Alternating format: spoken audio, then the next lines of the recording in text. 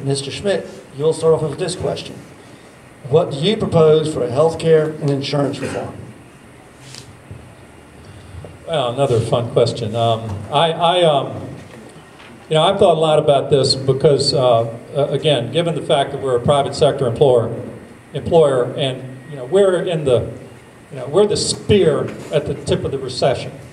We rely very heavily on residential building, commercial buildings going down. We hope we're at the bottom of residential, but we feel commercial may pull us down even more. And those who say we're in the midst of a recovery, well, I'm happy for them, but we're not there yet. I think that I'm going to need to hear the question again.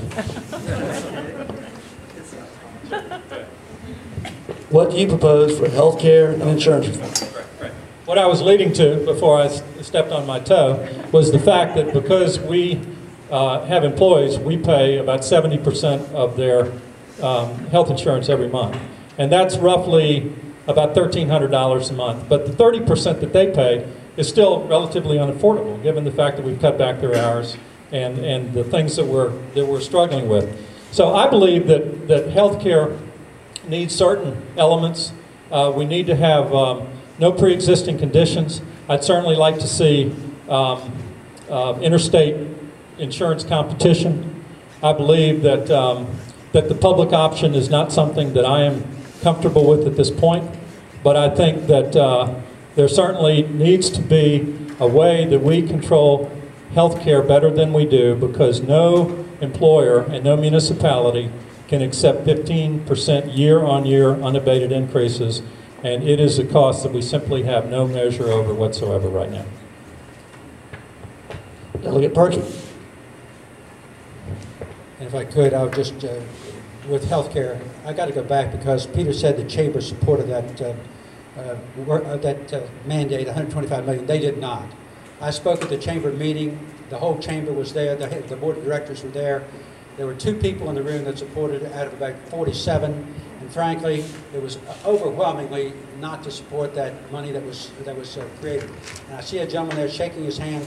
Please go to the chamber people, go to our OCOCA, and he will tell you that's exactly the truth. And again, the other reason is that, very frankly, after 2 years, that money then became a mandate of the state, and the feds would dump that obligation back on the states. As far as health care, one of the very first things we ought to do that is not being talked about is true tort reform. The lawyers have never really supported me. The trial lawyers are supporting the plan that's there, and very frankly, scrap the plan that President Obama is talking about right now. Just start all over, because it's so convoluted. And frankly, options, when you look at the private co-ops will very likely work. We're finding surgical groups now, more and more doctors are going to co-op form, but these are private co-ops, not government co-ops. Government co-ops are simply another way for the government to get control of this industry. And you cannot have a government controlling this industry that has so screwed up Medicare and Medicaid. And when you look at I had a bill in last year, and let me just share the bill. It simply said this: if you choose to be uninsured in this state, we will subtract from your paycheck 2 to 3% of your gross income that will go into an uninsured medical reimbursement fund, just like those people who don't have automobile insurance. That money then would be reimbursed to the hospitals and to the physicians who do the treatment upon evidence that they were not paid these bills. Why should we put the bill on everyone else and allow those people who are not paying their hospital bills now to go free? That is wrong. There are private sector options that we can use.